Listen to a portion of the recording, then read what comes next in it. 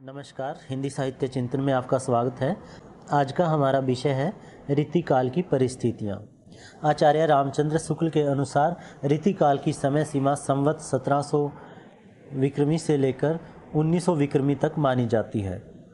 इस लंबी अवधि के दौरान जो साहित्य रचा गया, यदि हम उसकी प्रवृत्तियाँ जानना चाहते हैं तो उसके लिए उसकी परिस्थितियों का जानना बहुत ज़रूरी होता है, यानी उस युग के हालातों को जानना बहुत ज़रूरी होता है, क्योंकि साहित्यकार चाहे जो भी हो वह अपने युग की परिस्थितियों से प्रभावित होता है और उस किसी भी युग की परिस्थितियों का प्रभाव उस युग के साहित्य पर देखने को मिलता है।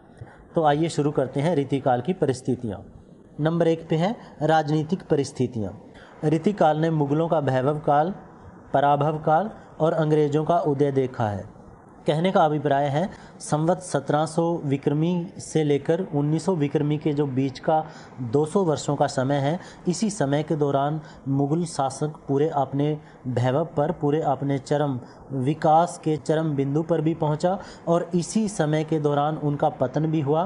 पराभव काल यानी कि उनका पतन भी हुआ और उनके पतन के बाद जब अंग्रेज़ों का उदय हुआ वह भी इसी समय के दौरान हुआ। इसीलिए कह सकते हैं कि रीतिकाल ने मुग़लों का वैभव काल, पराभव काल और अंग्रेज़ों का उदय देखा है। शाहजहां ने ताजमहल एवं मयूर सिंहासन जैसे वैभव के प्रतीक निर्मित कराए, किंतु 1658 ईस्वी में उसके पुत्र औरंगजेब और दारा सिकोह में सत्ता के लिए संघर्ष प्रारंभ हो गया।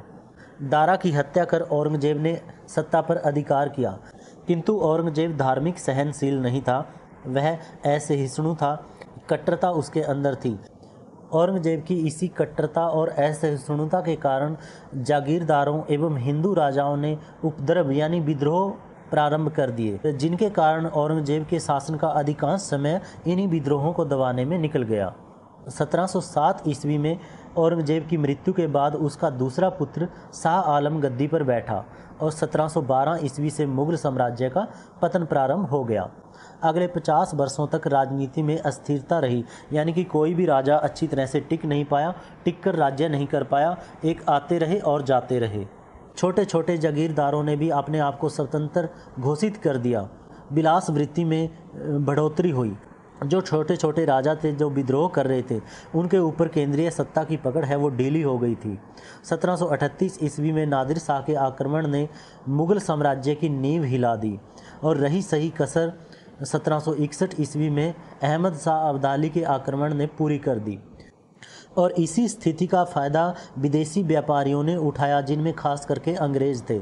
उन्होंने धीरे धीरे शक्ति इकट्ठा करके 1803 ईस्वी तक लगभग सारे उत्तर भारत पर अपना आधिपत्य जमा लिया। वास्तविक सत्ता अंग्रेज़ों के हाथ में आ गई और मुग़ल सम्राट केवल नाम मात्र के ही शासक रह गए। 1857 ईस्वी में प्रथम स्वतंत्रता संग्राम के दौरान यह प्रयास किया गया कि मुग़लों को दोबारा फिर से सत्ता पर स्थापित एवं प्रतिष्ठित किया जाए, पर यह प्रयास है वो असफल रहा। अवध के विलासी शासक भी मुग़लों के समान ही धीरे धीरे अंत की ओर अग्रसर हुए। राजपूताने में भी विलास वृत्ति और बहुपत्नी प्रथा के कारण छोटे छोटे साम्राज्य धीरे धीरे अपने कारुणिक अंत की ओर बढ़ने लगे। नंबर 2 पे आती है सामाजिक परिस्थितियाँ। इस काल में सामंतवादी प्रवृत्ति का बोलबाला था। सामंत वो बड़े जमींदार होते थे जिनके पास राज्य की भूमि का बहुत बड़ा हिस्सा होता था। किसान वो था जो भूमि जोतता था और सामंत वो थे जिनके अधिकार में भूमि का बहुत बड़ा हिस्सा रहता था, जो आगे किसानों को भूमि टैक्स के ऊपर देते थे, वो सामंत थे। इस व्यवस्था को सामंतवादी व्यवस्था यानी सामंतवादी प्रवृत्ति कहा जाता था। पूरे समाज में सामंतवाद के दोष फैले थे। एक और तो विलासी शासकों, सामंतों एवं अधिकारियों का बोलबाला था, दूसरी ओर गरीब जनता पिस रही थी। विलासिता की बढ़ती प्रवृत्ति के कारण नारी को केवल संपत्ति माना जाने लगा था। रीतिकाल में सबसे बुरी दशा नारी की थी, क्योंकि नारी को केवल भोग विलास की वस्तु मात्र समझा गया और नारी की खरीद फरोख्त की जाती थी, यानी उसे खरीदा जाता था, बेचा जाता था। विलास के उपकरणों का संग्रहण करना एवं सुरा और सुंदरी में लीन रहना उच्च वर्ग के जीवन का एकमात्र लक्ष्य बन गया था। मध्य वर्ग भी उन्हीं के अनुकरण पर चल रहा था। उच्च वर्ग के हरम यानी कि शासक और सामंत लोगों के हरम हैं वो सुंदर नारियों से और रक्षिताओं से भरे रहते थे, लेकिन वे फिर भी वेश्यागमन को जीवन का परम सुख मानते थे। समाज में काम वृत्ति की प्रधानता थी। समाज विशृंखलित हो रहा था। नैतिकता की ओर ना राजा का ध्यान था, ना ही प्रजा नैतिक नियमों का पालन करती थी। सुंदर लड़कियों का अपहरण करवा लेना, वेश्याओं को सम्मान देना और मनोरंजन के अनेक घटिया साधनों में लीन रहना उस युग के समाज की गिरी हुई दशा को सूचित करता है। जनसाधारण में अंधविश्वास एवं रूढ़ियाँ फैली हुई थी। जनता प्राय अशिक्षित थी। बाल विवाह जैसी सामाजिक बुराइयाँ उस युग में प्रचलित थी। धनी या सामंत वर्ग के लोग गरीबों पर मनमाने अत्याचार करते थे। एक तरफ उच्च वर्ग अपने ऐशो आराम के साधन जुटाने में लगे हुए थे और दूसरी तरफ गरीब जनता का शोषण हो रहा था। नंबर 3 पे आती है धार्मिक परिस्थितियाँ। धार्मिक दृष्टि से यह पतन का युग कहा जा सकता है। अकबर एवं जहांगीर की उदार नीति के कारण हिंदू और मुसलमानों में जो निकटता आई थी वह औरंगजेब की धर्मांध यानी कि धर्म में अंधे हो जाना एवं कट्टर शासन के राज्य में समाप्त हो गई थी। राधा कृष्ण की श्रृंगार लीलाओं को भक्ति समझा जाने लगा था।